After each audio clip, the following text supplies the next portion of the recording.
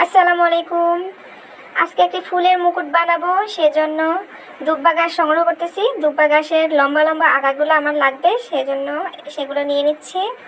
তারপর আসলাম ফুল সংগ্রহ করতে। এই যে জবা ফুল গাছে প্রচুর ফুল ধরেছে, জবা ফুল দিয়ে মুকুটটা বানাবো।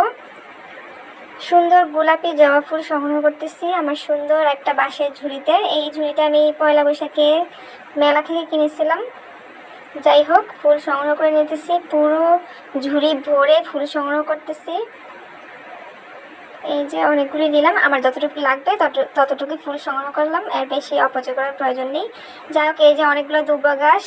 এবার হচ্ছে আমি দুব্বা ঘাসগুলো দিয়ে সুন্দর করে বেনি পাকিয়ে নিচ্ছি, মানে বেনির মতোই জাস্ট করে নিচ্ছি। অনেক ইজি প্রসেস। এই যে মোটামুটি হয়ে গেছে। এই যে ভালো করে যে জোড়া লাগবে সেটা একটু করে দুব্বা ঘাস নিয়ে অ্যাড করে দিলেই হবে। এখন হচ্ছে ফাইনাল টাচ। এই দিকটা কিন্তু অনেক ইজি, দেখে দেখে বুঝে নিতে হবে। জাস্ট দুব্বা ঘাসগুলো দিয়ে পেঁচিয়ে পেঁচিয়ে আমি একদম ফাইনাল করে রাউন্ডটা করে নিলাম।